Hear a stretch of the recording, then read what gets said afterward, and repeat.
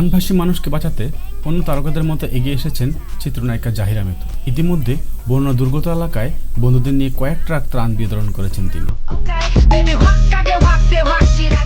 বিষয়টি গণমাধ্যমে নিজেই জানিয়েছেন অভিনেত্রী। ত্রাণ নিয়ে বন্যার্ত এলাকা থেকে ফিরে এসে জাহিরা মিতু বলেন, ত্রাণ বিতরণের খবর প্রকাশ না করে পারলে সবাই আমাদের টিমকে ত্রাণের ব্যবস্থা করে দিন। দুর্গত এলাকায় মানুষের অবস্থা খুবই খারাপ। এসব দৃশ্য দেখে অস্থির হয়ে যাচ্ছি, ভীষণ খারাপ লেগেছে। তিনি বলেন, আমি ফেসবুকে ত্রাণ বিতরণের কোনো লেখা শেয়ার করতাম না।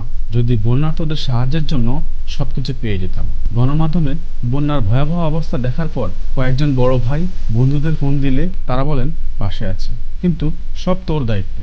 আমি বলেছিলাম কোনো সমস্যা নেই, কিন্তু কাজে নেমে দেখলাম বন্যার্তদের সাহায্যের জন্য কোনো কিছুই পাচ্ছি না। তখন এক বন্ধুর পরামর্শে ফেসবুকে পোস্ট দিলাম, দেখলাম কাজগুলো সহজ হয়ে গেছে। মিতু আরও বলেন, আমি কখনো চিন্তাও করতে পারিনি যে আমার একটা ফোনে আমার বড় ভাই বন্ধুরা সবাই এভাবে সাহায্য পাঠাবে। তারা না থাকলে বন্যা দুর্গত এলাকায় ত্রাণ পৌঁছে দিতে পারতাম না। সবটাই পেরেছি তাদের জন্য। আমি তো এত টাকার মালিক না, কিন্তু দেওয়ার ইচ্ছা আছে। তাই আল্লাহ আমার ডাক শুনেছেন। আমি মানুষের পাশে দাঁড়াতে পেরেছি। বন্যা পরিস্থিতি স্বাস্থ্যসেবা বিষয়ে চিত্রনায়িকা জানান, বন্যার পানি নেমে যাওয়ার পর নানান রোগের প্রাদুর্ভাব দেখা দেবে দুর্গত এলাকায়। এই অবস্থায় এসব এলাকায় মানুষের স্বাস্থ্যসেবা নিশ্চিত করতে চিকিৎসক বন্ধুদের নিয়ে মেডিকেল ক্যাম্প করার কথা ভাবছেন।